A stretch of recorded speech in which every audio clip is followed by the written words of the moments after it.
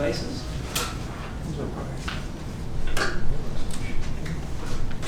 Tom, can you just confirm that the meeting has been properly sunshined and that we have a quorum?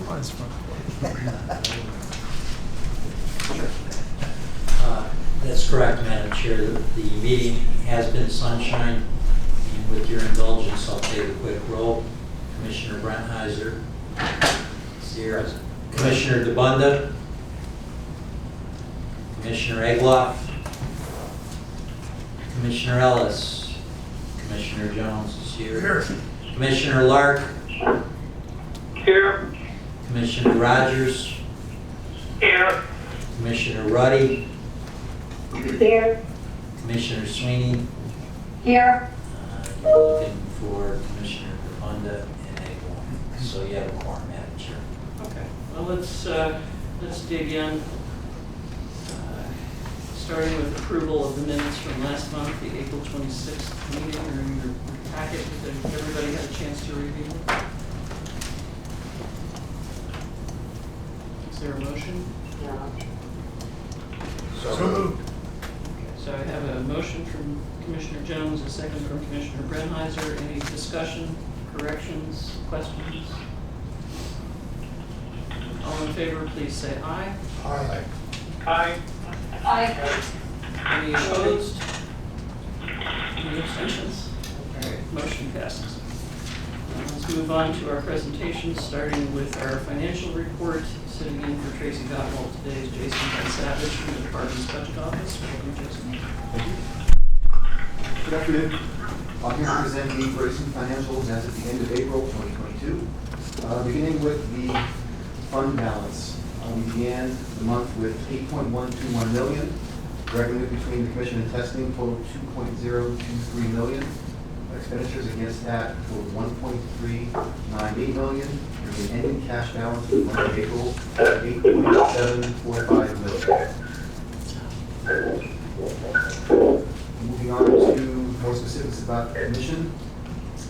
For April, revenue totaled $1.243 million. Expenditures operating minus $139,000 due to a credit.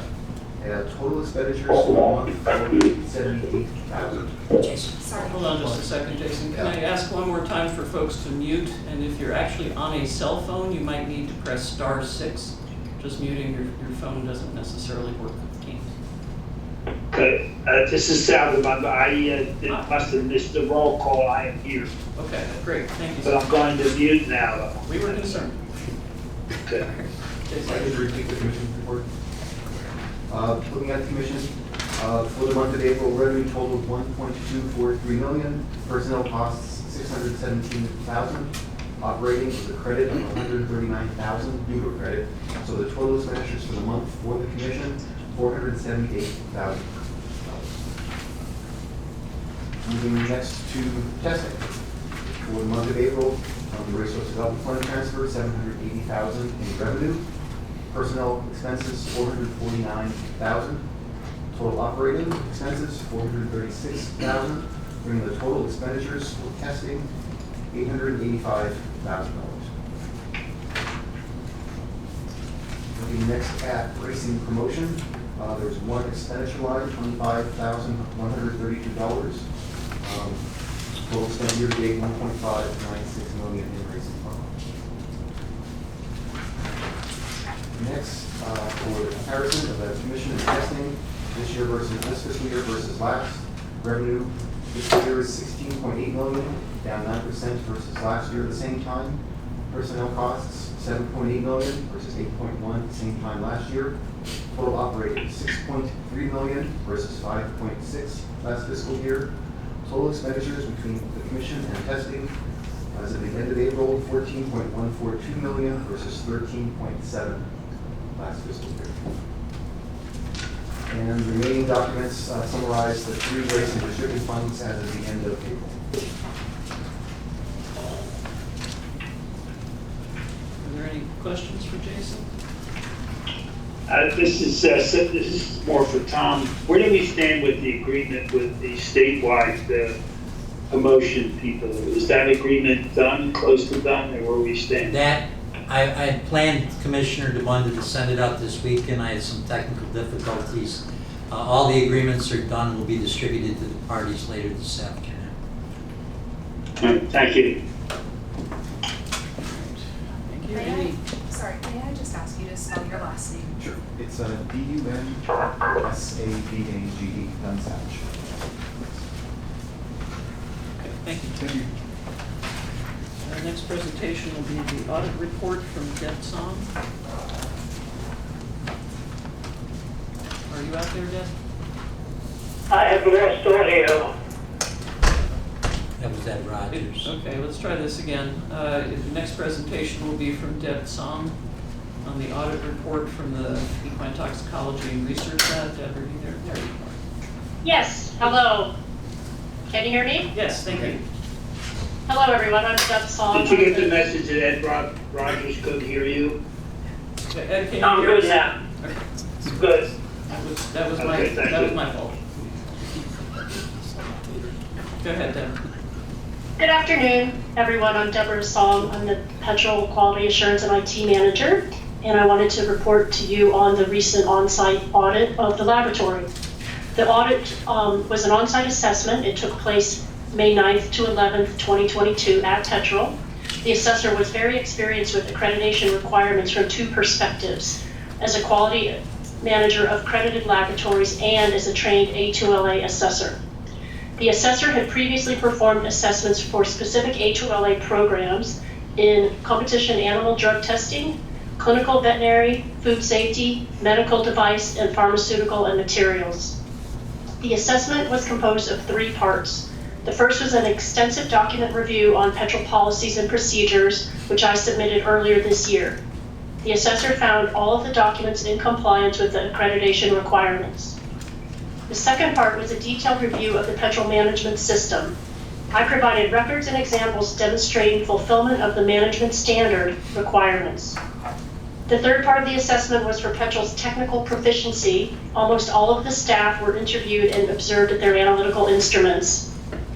PETRL is accredited for 6 testing technologies. The staff and records from all of these areas were examined by the assessor. Each time A2LA visits, they want to talk to staff who haven't been interviewed previously. The technical staff at the lab are cross-trained, and the assessor cleverly asked to interview the secondary person for several areas in the lab rather than the primary chemist. The assessor complimented the staff for their enthusiasm and commitment to their work. All of the staff demonstrated their knowledge and expertise very clearly, and the assessor was quite impressed with the technical competency and capabilities of PETRL. I wanted the Commission to know that the laboratory is looking very clean, neat, and organized. There are a lot of working areas in the lab, and all of these areas look professional, and the equipment and reagents are correctly labeled and according to specifications. During the assessment, we worked our way through 5 accreditation requirement checklists.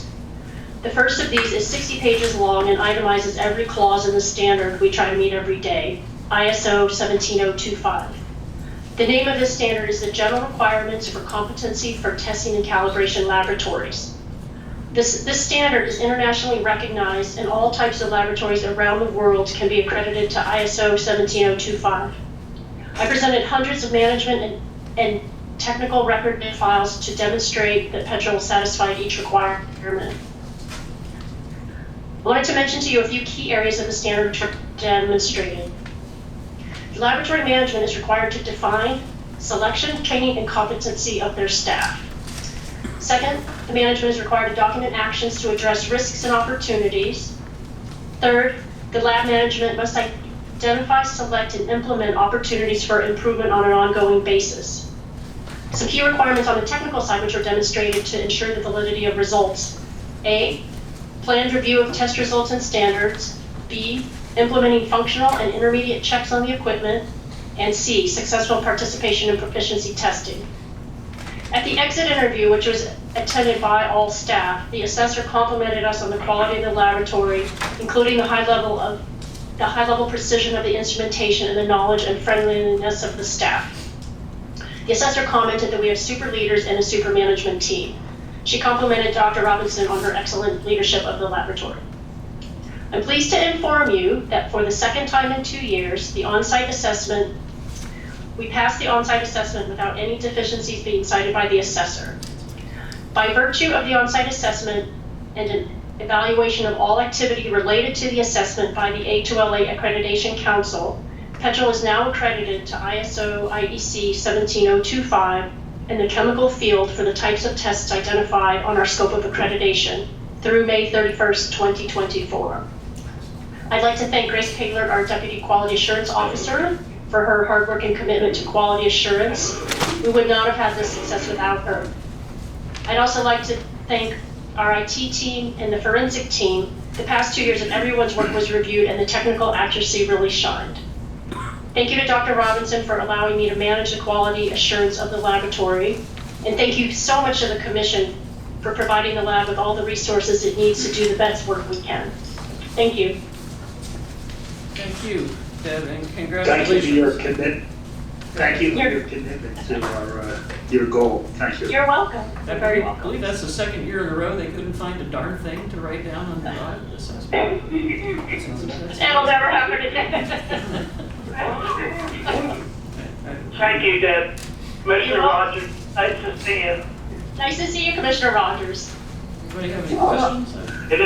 Any other commendations? No, this is Tom. This is Tom Ellis, I'm on the meeting now. Hi, folks. Yes. All right, well, congratulations and thank you for your presentation. It's terrific. Thank you. Can you keep the good news going? I don't know about Move on to that. talk about We'll the try. voluntary implementation agreement with HISA. The commission has asked, I just provide a brief overview of the voluntary implementation agreement from HISA. HISA created this document with the purpose to facilitate the implementation of the racetrack safety program in Pennsylvania. This agreement is set to cover only the racetrack safety program. Its timeline is about 6 months, and come the beginning of the year, I think they're looking to create another document that would cover the racetrack safety program, and in addition, the anti-doping and medication and out-of-competition testing. So for purposes today, we'll focus on just the agreement. Just to kind of give you a high 30,000 feet overview. The agreement outlines certain roles, certain actions that need to be taken. For example, the commission has to hire or name an executive or a safety director. It also provides that the commission will allow the stewards to enforce the rules 2200, which are basically the HISA rules. Also to name a regulatory vet as the major vet in the state, which also that person would be responsible for enforcing the HISA guidelines and the actions taken under the protocols for safety. In addition, a couple of the other areas in the agreement are the emergency warning system. The trainer's test provides training opportunities for staff, racetrack jockey testing program, and a concussion management program. We have had, the commission, the staff has had ongoing conversations with HISA. We continue to have ongoing conversations. We've also talked to our fellow regulators, other industry participants, our side, and so on. To say that there are a few legal issues, operational issues, and personal issues would probably be an understatement. The facts remain that this commission is committed to enhanced integrity. We're committed to improving equine health and welfare, and we will continue to work for those goals. That's generally the 60,000 view or 30,000 view of the Madam Chair. Okay, thank you, Tom. At this point, we'll ask our representatives, get my microphone on. We'll ask the representatives from Presque Isle Hills Casino, Churchill Downs, from on deck, Presque Isle Downs, Twinspires. Good afternoon, commissioners, commission staff. My name is Al Sharif. I'm corporate counsel at Churchill Downs and counsel to the applicant Presque Isle Downs and Casino. I'm joined this afternoon by my colleague, Mr. Jack Sowers, who's president and general manager at Presque Isle Downs Casino. And joining us on the line are two other colleagues. One working at Presque Isle Downs Casinos as Director of Finance and Racing, Mr. Matthew Menace, who I think is familiar to a lot of people in this room, as well as my colleague and Senior Counsel at Churchill, Chad Riney.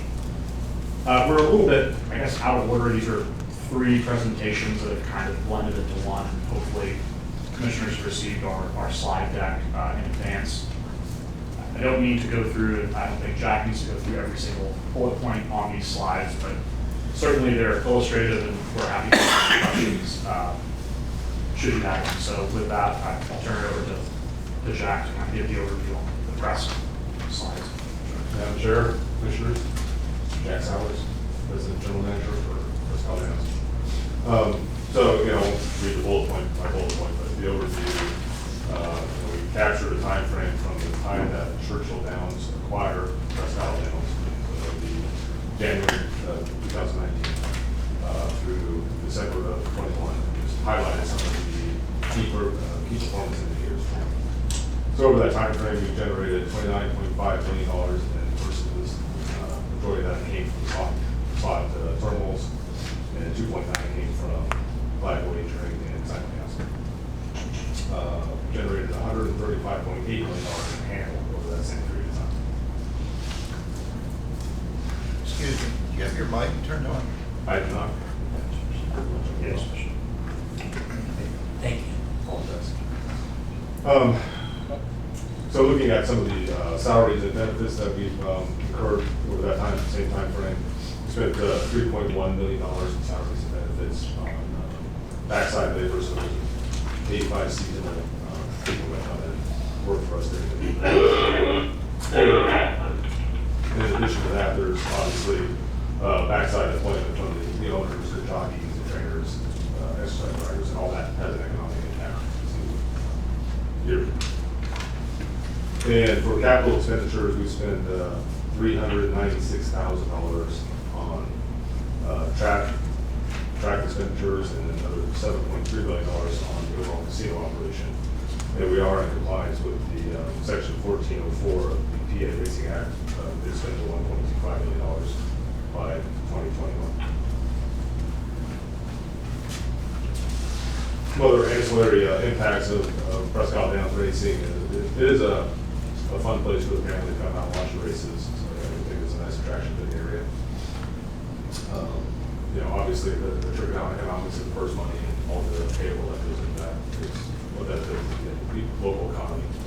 We do have 99 rooms on the backside, so they're available to attend to the animals. We are committed to the cancer program for retired thoroughbred horses to help find new careers. This is a quick overview of the casino operation itself. Over that same time frame, we generated $189 million in gaming taxes, 179 million slots, 16 million for tables, sports wagering, online. We also paid $10 million annual assessment to Erie County for that same period of time, so $30 million in total. And again, $50.1 million in salaries and benefits for an average of 613 employees over that time frame. And we also paid $7 million in real estate taxes. So the highlights of the economic benefits of this. Can I answer your questions? There's been no reference to the live racing agreement. Would you give a little background for the commissioners? Make sure we have the live racing agreement, it's all set, squared away, and appease the commission with some information about the live racing agreement. That would be helpful. I may have overlooked that glaring detail from the outset. I'll take that one, Mr. Augusto. So yes, pleased to report that prior to today's meeting, in fact, I think it was just sent to commission staff yesterday over the holiday. We did execute the 8th amendment to the live racing agreement, which is now a 5-year term. And so we can put that chapter to bed, at least for this 5-year term. Any other questions on the press presentation before we move to the electronic? Are there any questions? I don't know if you might want to slide over to those seats so that you can see the people on the screen who are now staring. You have questions there? Commission's about half and half between here and cyber. We can do this. Is this any better?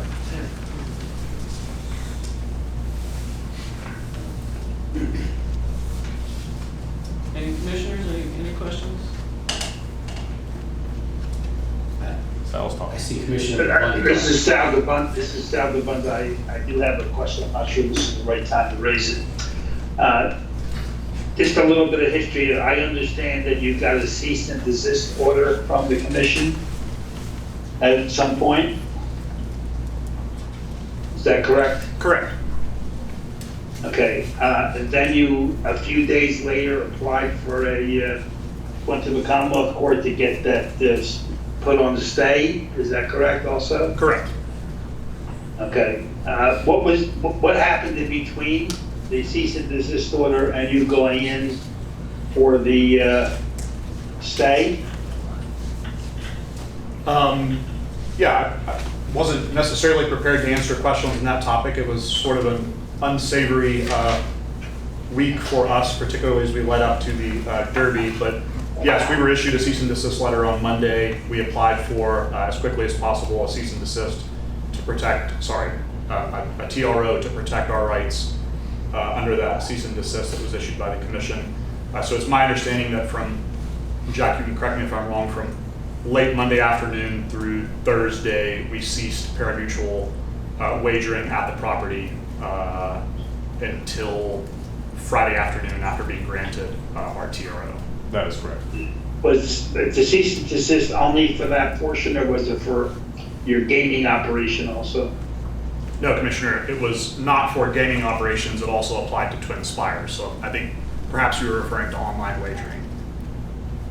Yeah, I am, correct. Yes. But you still went ahead with the operation of the Twinspires operation? Yes, Commissioner. Okay, I guess what I'm getting to is that normally when someone gets a cease and desist, they cease and desist until they get to stay. You seem to have not done that. Is there an explanation for that? Yes, Commissioner. We were in constant communication with Commission staff, including Mr. Chukos and Mr. Augusto. We were always under the impression that status quo was meant to be in place pending this resolution of our live racing agreement. We tried our very best to keep the Commission out of that negotiation with the HBPA. So during that short time period, we were very communicative and working diligently towards resolution of that live racing agreement. But you are correct to note, Commissioner DeBunda, that Twinspires did continue to operate during that very narrow window of time.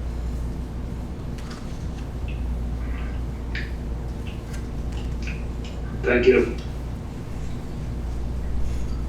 Thank you, I said. Are there other questions? I'd like to make a comment there that I think what we really mean by cease and desist is just that. And I don't think we experienced that. No matter what your complications were, there was an opportunity for you to cease and desist during that period, and that was not something that you did. And I think going forward, we want to make it very clear that cease and desist means cease and desist. Thank you. Thanks, Commissioner. Other comments or questions? Madam Chair, so for the record, all the matters the parties have come to an agreement. Are all those outstanding issues now resolved as well? I think I saw it in the actual agreement, but so that the record is clear. The intervention of the HBPA in your electronic wagering petition, that has been resolved, if you will. The federal lawsuit, that has also been, or will be in the next Correct. 2 to 3 days, in the Correct. next year. And because of the live racing agreement, then whatever issues through the Commonwealth Court, that too has been resolved. That's correct. Or will shortly be, since we've just executed it over the weekend. Okay. Okay, thank you. And then I think off the record, counsel for the HBPA is also present. We can discuss with you sort of how to procedurally get over that hump and withdraw those interventions and similarly, we will handle the dispositive. I hereby withdraw, it's perfect. Okay. That usually works for me. I hereby Very good. withdraw. That works well. But yes, absolutely. Let's talk after the meeting and we can have that internal discussion. So, thank you. You're welcome. Thank you. One more time, any other comments or questions from the commissioners, ladies and gentlemen?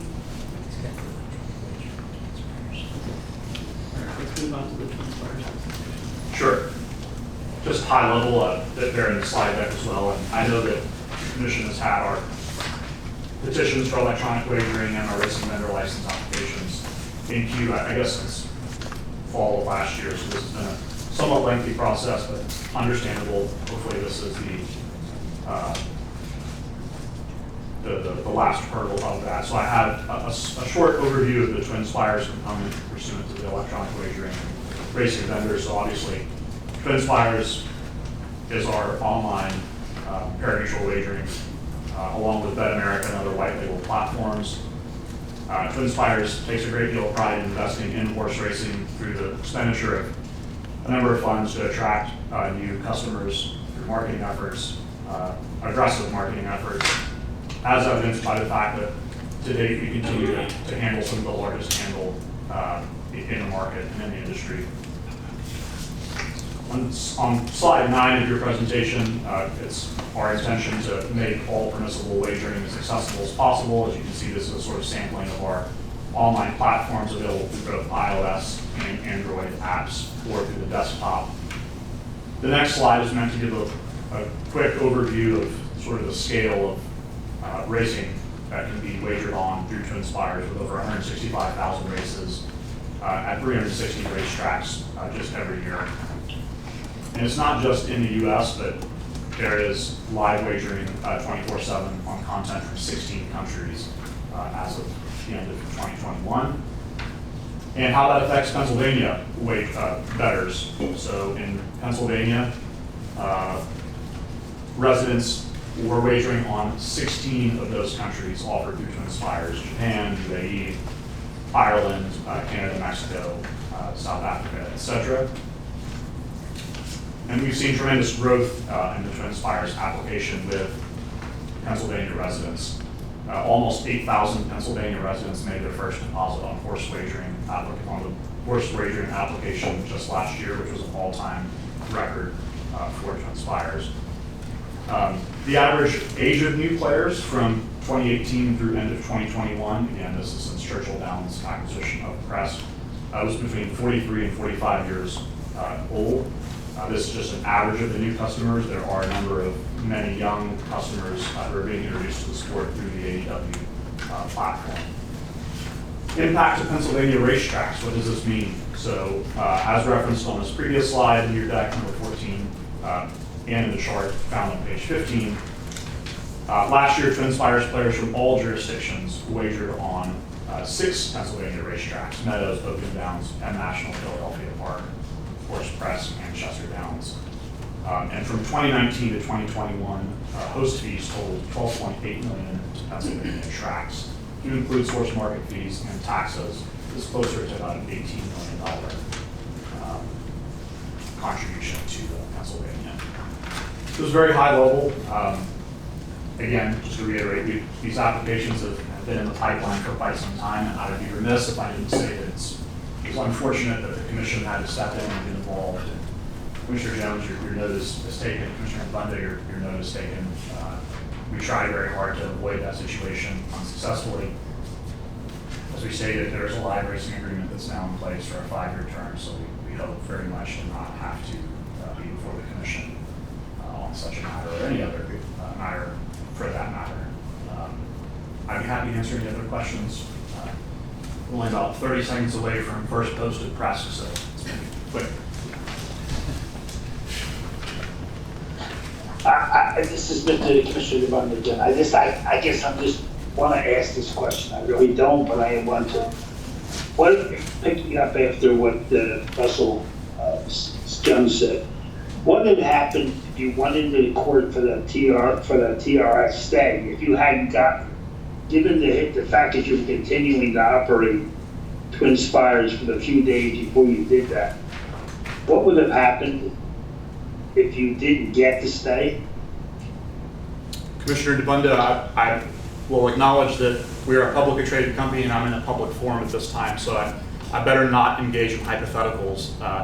I will state that we thought that we wanted to preserve and we needed to preserve our legal rights during that time, and I know it certainly didn't sit well with this commission, and that's understandable, but I don't think I'm in a great position to answer the hypothetical at this time. I understand that, thank you. All right, any questions on the Twinspires portion of the presentation?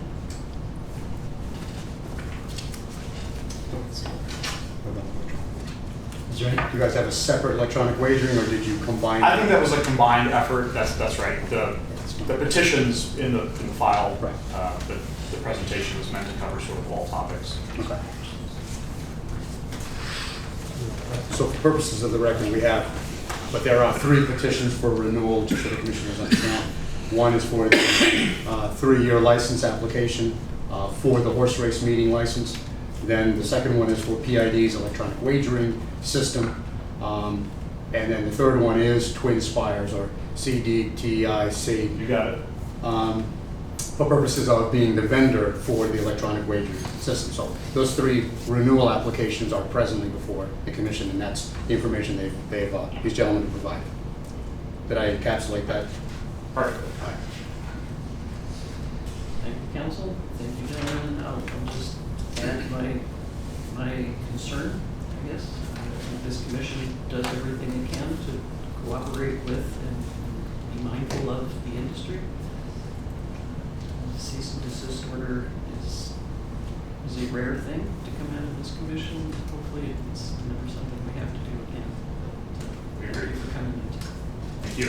All right, that's it for the presentations. Let's move on to the licensing section of the agenda and come right to consideration of the Preston Downs, Churchill Downs 3-year race meet license. Madam Chair, just a quick little overview again. As I just said, the petition, which is docketed number 2021-36, is for the 3-year race meet license renewal petition for Churchill Downs, or PID LLC, to engage in to continue to conduct a horse race meeting at which pari-mutuel wagering is permitted as a licensed racing entity. The license for horse race meets specifically are covered under Section 9318 of the Racing Act, and a part of the application process includes submission of appropriate fees, and a petition and an application for an entity, and they have done so, and the Director of Licensing and Legal, we have reviewed those petitions, and they are consistent with and compliant with the requirements. Part of the analysis this commission engages in is understanding that under the judgment of the commission, if the applicant has demonstrated a clear and convincing evidence that the participation of the applicant in horse racing or horse racing activities is not inconsistent with the best interest and the best interest of racing and the public interest, or if it doesn't interfere with the effective regulation of horse racing, or it does not create or enhance a danger of unsuitable, unfair, or illegal practices, methods, or activities in the conduct of racing. I'm in essence reading from our Racing Act. The bottom line is the Racing Act provides for certain conditions and responsibilities of every licensee, but more importantly in this section of its licensed racing entities, such as all of the racetracks, the horse and harness racetracks. So in this instance, after our review, with the understanding that there is now a 5-year live racing agreement and the parties have come to that agreement, there are apparently no other outstanding issues for this commission to address regarding the renewal application.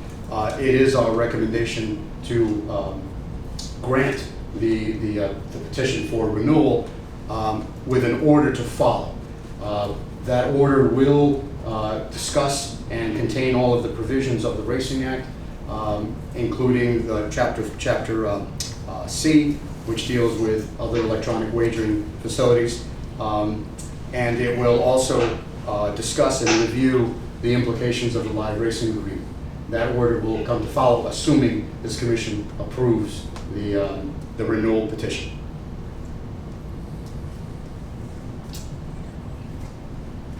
Is there a motion to approve? So moved. So moved, Commissioner Rogers. Thank you, Commissioner Rogers. Commissioner Jones on the second. Any discussion? Questions for council, anybody? Hearing none, all in favor, please say aye. Aye. Aye. Aye. Any opposed? Any abstentions? Motion passes. Thank you, Madam Chair. The second matter on the agenda, start that. The second part of this consideration is item number 9, which is consideration of PID's electronic wagering license renewal petition for 2022. The commission docket number is 2021-20.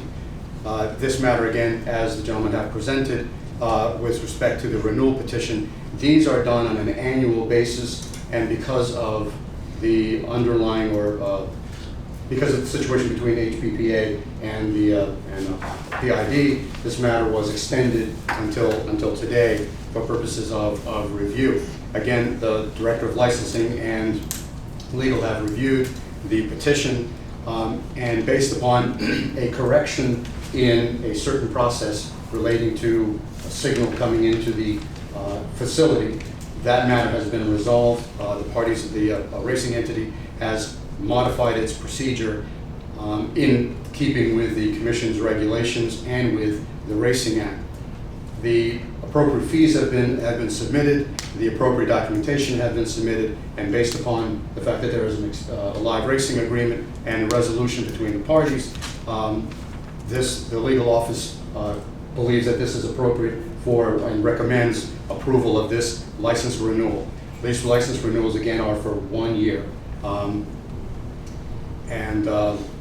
Yes, and that section would be 9351 through 9359 of the racing. George, Sir. if it was delayed, when would the 1 year start? Time that it was up for renewal, or would it start today? I think we would try to make it retroactive so that we get back onto a proper time frame. Otherwise, then we start becoming completely in the middle of the year, and we don't want to do that. So we'll probably make it But retroactive. that's why I asked the question. I appreciate that. So is that May 1st? No, that would be January 1st. January 1st. Unless the Prescott Downs can tell me if there's some reason why we couldn't do that will somehow impact your economic whatever, if there's any issue like that. Otherwise, I would start it retroactively. That would be my recommendation. And I think that'd be the same with the Director of Licensing. I think that keeps things nice and neat. Otherwise, we start having licenses coming due at various intervals, and that becomes confusing. So is there a motion to approve the electronic wagering license effective January 1st, 2022? So moved, Commissioner Lark. Thank you, Commissioner Lark. Is there a second? Second. Thank you, Commissioner Jones. Any other questions or discussion? Okay, all in favor, please say aye. Aye. Aye. Any opposed? An order will follow, Madam Chair. Any abstentions? Motion passes. Thank you, George. Beg your pardon. Sorry to interrupt. No worries. The third and final matter for licensing is the consideration of Churchill Downs Technology Initiatives Company doing business as Twinspires Racing Vendor License Renewal Petition for 2020. That docket number is 2021-32. Racing vendor licenses, again, are for a 1 year period, so similar to the electronic wagering petition. The legal office as well as the licensing office have reviewed the petitions, and appropriate fees have been paid. The appropriate documentation has been provided. And again, because a live racing agreement has been agreed upon by the parties, it is consistent, and we would recommend approval of CDTIC as the racing vendor for PID. Again, these applications and these renewal licenses are given under the condition that all rules, regulations, provisions of the Act will be adhered to by all licensees. And that includes licensed entities all the way down to grooms and trainers and owners. In this instance, we have a recommended approval for this matter before the commission. And again, an order will follow, assuming you approve. Are there date issues here as well? Yes, correct, sorry. That we would do it retroactive to January 1st. And so that the record is clear, we would also then do that for the licensed entity as well. Okay. All right, so is there a motion to approve the Twinspires vendor license renewal effective January 1st? So moved. Thank you, Commissioner Brenizer. Is there a second? Second. Thank you, Commissioner Jones. Commissioner Allen? Any further discussion? Hearing none, all in favor, please say aye. Aye. Any opposed? Any abstentions? Okay, motion carries. Thank you all. Turn now to the administrative actions. Back to the HISA. Thank you, Madam Chair. Madam Chair, we seek a motion to approve the Commission's determination regarding the HISA voluntary agreement. Is there a motion?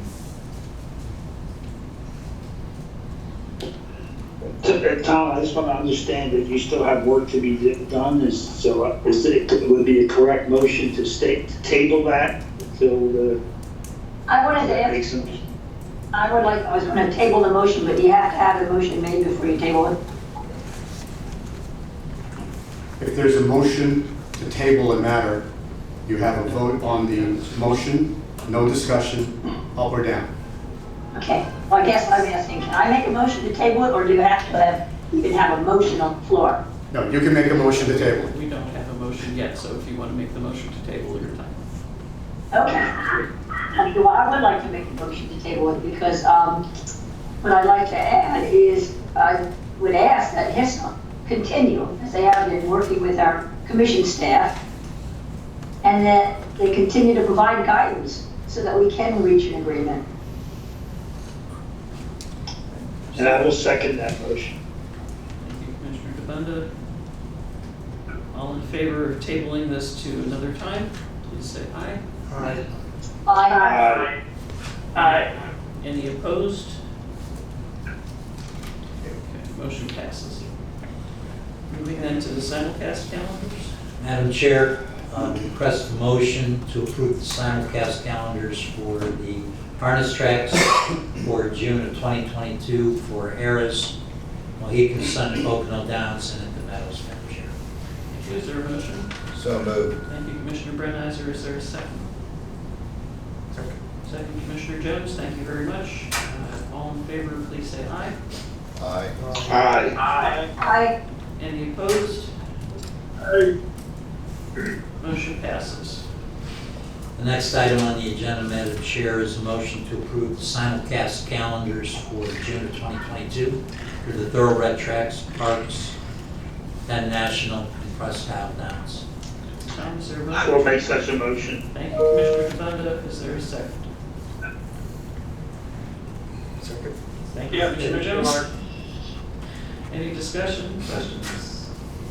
All in favor, please say aye. Aye. Aye. Aye. Any opposed? Motion passes. The last administrative action, Madam Chair, is to ratify the approval made by the Bureau Director for the Meadows to add rolling daily doubles to its wagering format starting in the first race effective Wednesday, May 18, 2022. Is there a motion to approve? Can I ask, So moved, Rogers. Thank you, Commissioner Rogers. Is there a second? Second. I'll second. Michelle. Michelle. Thank you, Commissioner Ruddy. Commissioner Brenizer, did you have a question? Did you have a question? sorry, I'm not very astute on the betting part. Can you explain exactly what a rolling daily double is? Yeah, what it is, Commissioner Brenizer, is they're actually doing daily doubles through the whole card. So you'll have the first and second race of double. third and fourth, right on through the car, basically. Is what Okay, it is. thank you. All right. It stops when you run out of money. It stops rolling. And we can ask Mr. Lisha when he's on later if they've had any, if they've seen any influx, or if it's helped any or not. It's only been since May 18th, so it's only been less than 2 weeks. Okay, any other discussion or questions on this one? All right, all in favor, please say aye. Aye. Aye. Aye. Aye. Any opposed? All right, motion passes. Brings us up to adjudications, Counselor. Thank you, Madam Chair.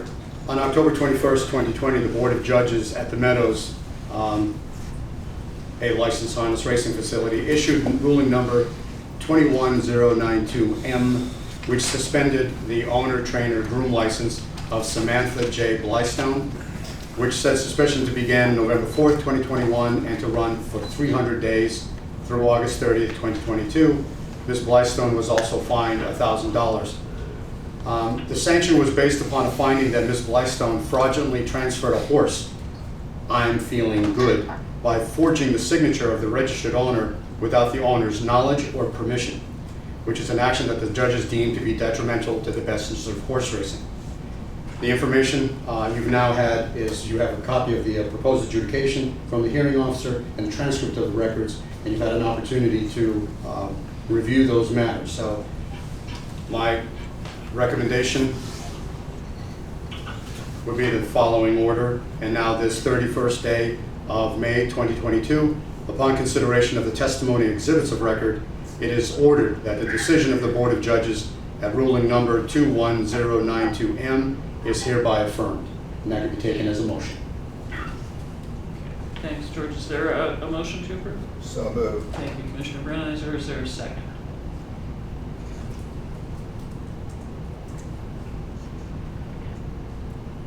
Second. Thank you, Commissioner Jones. All right, we have a motion and a second. Is there any question or discussion on the ruling here? Hearing none, all in favor, please say aye. Aye. Aye. Any opposed? Any abstentions? Abstain, Rogers. Thank you, Commissioner Rogers. Motion passes. All right, that takes us up to the industry reports, Tony. Madam Chair, before we go to the industry reports, Tom has a couple items to have some. Thank you, Tony.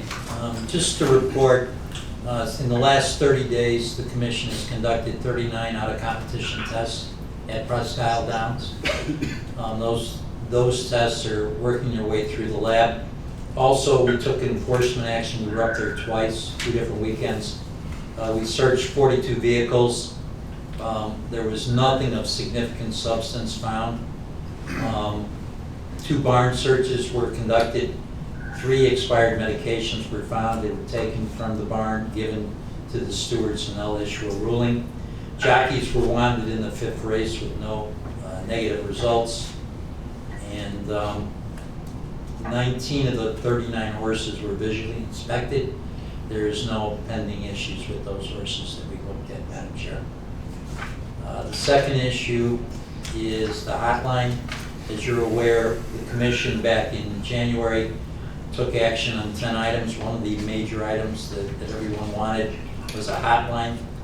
The hotline launched on March 1st, and through this month, to date, there have been 36 complaints. 26 of them have been resolved. There are 10 open investigations currently. One of the dilemmas for the Commission is we get a request many times about what's open and what's not, and exactly what the items are. Both Tony and I would prefer to share with you what they are. Unfortunately, as the investigations are pending, there is no ability for us to do that. Suffice to say, we've taken all these hotline tips in addition to our own research and analysis, where we follow through with full necropsies are being done, full blood work is being done. If a horse expires under unusual circumstances, those tests are done, both the necropsies and the blood work, It is also reviewed by a third-party independent veterinarian. They look at it, and some of these processes take time. Ideally, both Tony and I would like these done in 2 to 3 weeks and just go on. It doesn't work like that. There are some issues we have to deal with on a legal basis. And just be aware, this commission takes the tips seriously. We're working through them. And as they become more final and the stewards issue a ruling or the judges issue a ruling, at that point we can share that information with them.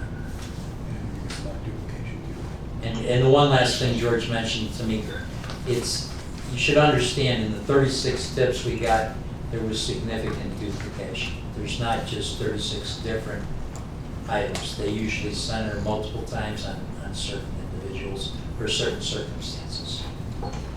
That's all I have, Madam Chair. Thank you, Tom. Okay, we'll go to the industry reports. I just asked everyone for the benefit of the court reporter in the room here, if you could just spell your last name before you speak. So why don't we start off with Scott Lisher from the Meadows. Scott? Thank you, Tony. Thank you, Madam Chair and Commissioners, for the time. My name is Scott Lisha. Scott, and then Lisha, L-I-S in Sam, H-I-A, Director of Racing here at the Meadows. To recap, we had a very interesting May, very busy.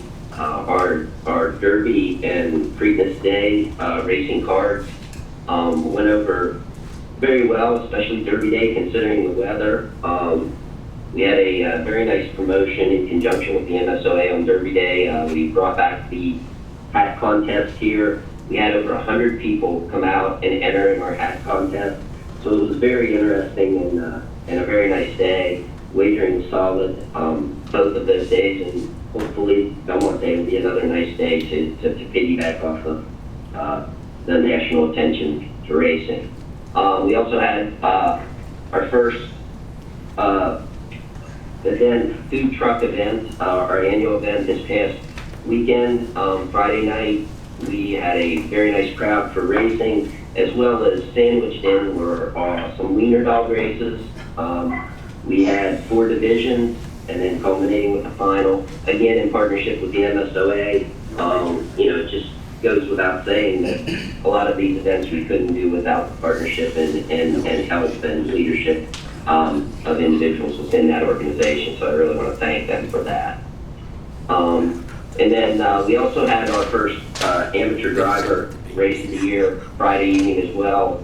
Those are usually very well received. We actually had 2 of them, and hopefully we have more on the schedule, and we'll continue to do that.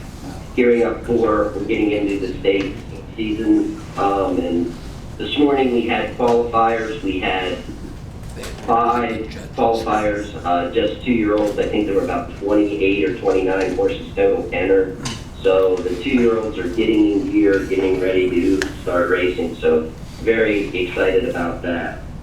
And then just to touch on, since it was brought up, Commissioner Renaldo mentioned the rolling doubles. Yes, we used to have 2 doubles, one in the first race and then one in the next to last race, kind of the traditional getting it into the cards. We were averaging maybe 4,500 to 5,000 between those. Now with the rolling doubles, they just kind of start with the first race and then every race up till the last. Just really gives people an opportunity. If you get knocked out of one leg, you can play it. We've been doing anywhere from 6,000 to 8,000 a day, so there's a little uptick. I think really can't qualify. Some money might have moved from maybe your place or show bets over to the double, but it seems to have been well received. We received some feedback through some Twitter accounts and things that some gamblers liked it. They said stick with it. It just gives an option for people. You're not tying up a lot of money usually in a lot of races, and it seems to have been well received. So thank you, and any questions? Okay, thanks, Scott. How about Mike Zollinger from Pocono Downs? Mike? Good afternoon, Tony. It's Mike. Last name Zollinger, Z-U-L-L-I-N-G-E-R. And as Scott had mentioned, our Derby Day was quite the rainy day as well, which led some of our food trucks to cancel, and we had to move some of our festivities indoors. But all in all, a very good day. Same with the Preakness. Not much other to report this month. Starting this Thursday, we'll begin our party on the patios every Thursday night for 14 weeks. So we're looking for good crowds there every Thursday night. So if you're in the area, stop by.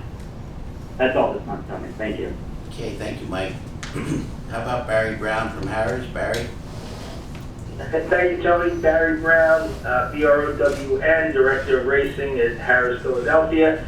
So as Scott and Mike mentioned, Kentucky Derby Day, despite the weather, we had a really, really nice crowd. Just like the other facilities, we had to move some of our events indoors. But again, still ended up being a very, very strong Kentucky Derby Day. And then this past Sunday, we held our annual invitational stakes day here at Harris, Philadelphia. Great weather. It was a great day. It was a great crowd. Did a lot of different marketing things in conjunction with both the PHHA and the PHRA. I want to thank both of them for all of their efforts this past Sunday, and we're looking forward to next year already. Thank you. Yeah, Barry, I'd just like to compliment you and your staff and the race office, because the card you put on Sunday with the invitationals was a very impressive 15 race card, so congratulations. Thank you. Joe Wilson from Parks. Joe? Yeah, thanks, Tony. I'm going to defer to J-Lo. Okay. Yes. Hi, Tony. Thank you. This is David. Last name, Osajanak. O, S as in Sam, O, J, N as in Nancy, A, K, Parks Director of Racing. Thank you, Joe. Just want to say that everyone was mentioning Derby Day. Unfortunately, we're hit with very bad weather, and actually we had to cancel our live card after 3 races. So, kind of put a damper on our day. On Derby Day, we started a spring, with the help of Jeff Maddy and the PTHA, we started a spring starter series for our horsemen. It's starter 8,000 level claiming for both male and female horses going sprint distances and long distances. It's been supported by our horsemen very well. There's horses earn points for where they finish races, and there's going to be award money paid at the end based on the amount of, the highest points get the most money. The closing day will be Belmont Stakes Day, September 11th for that, for the routes, and the Tuesday after that for the sprints. Let's see. Memorial Day, we had a wonderful turnout at Parks yesterday. My guesstimate for people on track would probably be about 1,500 people, maybe 1,000 people in the picnic area, 500 or 600 people inside. There's a lot of family fun activities, pony rides, face painting, there's bouncy houses. Let's see, what else is going on. Today we started our 2-year-old program for 2-year-old horses in end of April. As of today, we just ran our 5th 2-year-old race of the year. The 2-year-old, the request for the earlier 2-year-old races was from Brian Sanfantello, Greg Newell, and the breeders, PA breeders, and it was well supported by the Pennsylvania breds. There was approximately 45 to 50% of the horses that ran in the 2-year-old races were PA breds. This is going to serve well for the 2-year-old PA bred PA sired stakes that we have at the end of August, and on PA Derby Day, September 24th. Let's see what else. Now, tomorrow is Wednesday, June 1st, we have a mandatory distribution of our Philly Big 5 carryover jackpot. As of yesterday, there was approximately 705,000 in the carryover pool. So we are hoping it doesn't get hit today, so it carries over until the mandatory distribution tomorrow. The last time we had a carryover, I believe it was like 560,000 in the carryover pool, and we had almost $2 million in new money fed into it. looking for carry over until tomorrow on a big day tomorrow. June 14th, we will have our first 2 match races of the year, the Mid-Atlantic Thoroughbred Championship races. We have 2 turf stakes races. They closed today. Nominations closed today. We have about 35 nominations in the male race and the same number in the female race, the Ben Salem and the Chamonix. And on what is this, Belmont Stakes Day, June 11th, we're going to have a live program, hopefully 11 or 12 races. And in between the races, we're going to have basket hound races. So another family fun day for that day. And that's all I have to report. Thank you. Okay, thank you, David. Sounds like you guys are pretty busy at parks. So why don't we move to Trying to stay Eric? busy. Okay, Eric Johnson at Penn National. Eric? Thank you, Tony. It's Eric Johnson, Johnston. Report the same things everybody else has said concerning Derby Day. I mean, the weather was really dismal, but that didn't slow anybody down. We had a great day, both handle-wise and fun-wise. We had a lot of enthusiastic patrons coming out. They all stuck around, watched the Derby, and had a great time. Kind of went to the opposite direction on Preakness Day, as temperatures were in the mid-90s that day, and with some earlier rain, we ended up being off the turf on that day, so the cart got beat up a little bit. But the crowd was still here. They were still enthusiastic and enjoyed the simulcasting for the day. So it turned out to be a decent day. Looking forward, Friday night, 5 o'clock post time, 10-mile day. 6 great stakes races that day, including obviously the 10-mile with 8-horse field for $400,000. But a big kudos to our Pennsylvania breeders that really stepped up. The 4 PA bred stakes on the day are great, nice field sizes, some good betting opportunities there. And just moving forward, looking forward to the match races that'll be run here on June 17th. Those nominations close tomorrow. And again, the folks are stepping up and filling those up nicely. And that's about all I have. Okay, Eric, good luck on Friday. Matt Ennis. Thank you. Matt Ennis from Presque Isle. Matthew Ennis, last name is spelled E-N-N-I-S, here at Presque Isle Downs. We're just underway with our 2022 season. Beginning May 16th was our first race date here at Presque Isle with a new 1:30 post time. May 23rd, we ran our $100,000 Tom Ridge Stakes. We also, like the other tracks, celebrated Kentucky Derby in recognition of our parent company in Churchill Downs with a party, amenity set offered for the day, and just an overall party atmosphere here at Presque Isle Downs in our restaurant.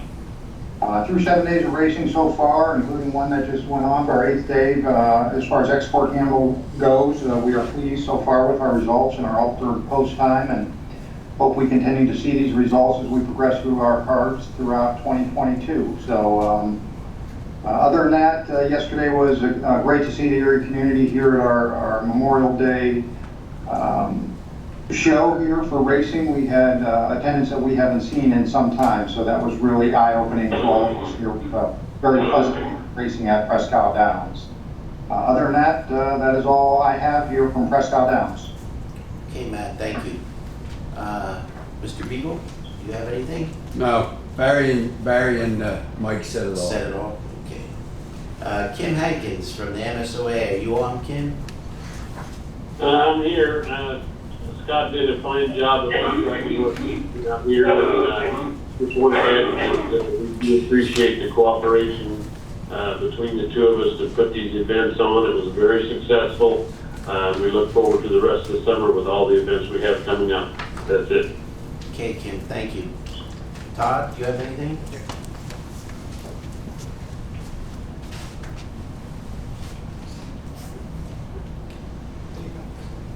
Todd Mostoller, Toddmostoller, the Executive Director of the Pennsylvania HBPA. The one thing I wanted to discuss or address with the Commission is how, as horsemen, from a standpoint of concerns with some of the provisions in the upcoming HISA, however you want to term it, there are a couple of things. The main thing immediately is the shoeing as far as thoroughbreds. We have no issues with fronts, we have no issues on turf, we have no issues on synthetic. as horsemen, we have strong concerns on dirt and especially sloppy tracks if in fact we are not allowed to utilize 8-inch toe grabs. We think will create a lot of hind end problems and potential injuries. I know that's not the intent of what HISA is trying to accomplish, but I'm not sure that, I hate to say enough thought's been given to that particular situation, but I kind of wanted to make the commission aware of our concerns and how do we go through the channels to potentially have that concern addressed at the level that it needs to be addressed, so that if in fact there needs to be a change, to effectually change.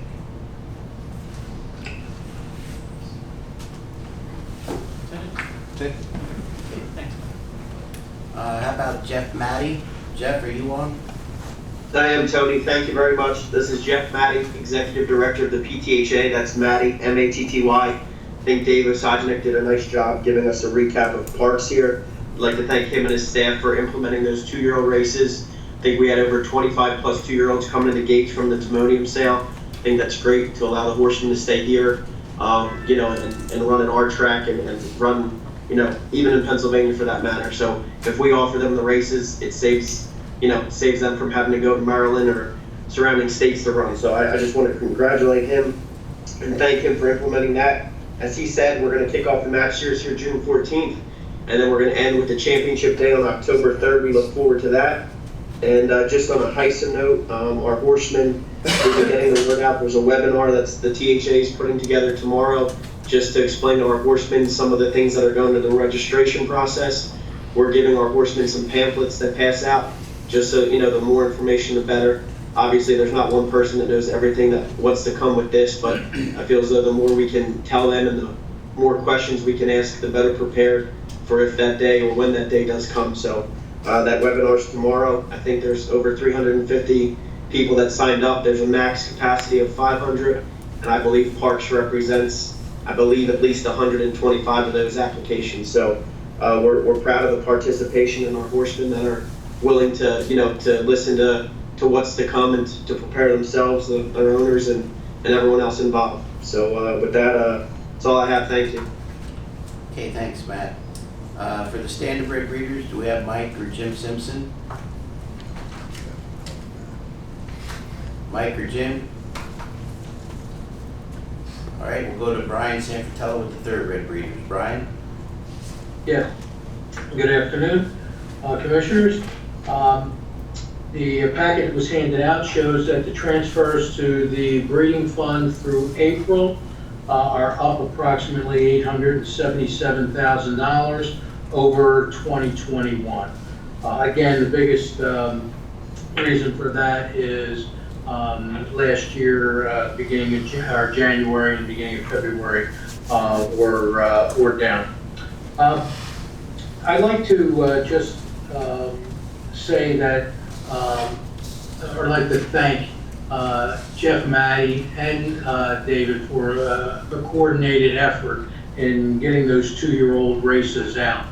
As you probably know, we have a 2-year-old PA sired, PA bred stallion series that kicks off August 22nd at PA Day for races and continues on PA Derby Day. Again, a concerted effort from everyone, making sure those 2-year-old races were started a little earlier this year, and as Jeff had noted, better here in Pennsylvania than running in another state.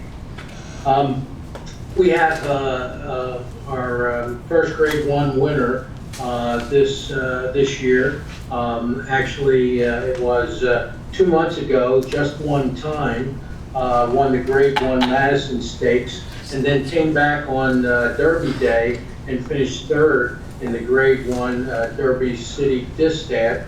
I know my word doesn't hold too much weight, but I think she was the best horse in the race, just not that day.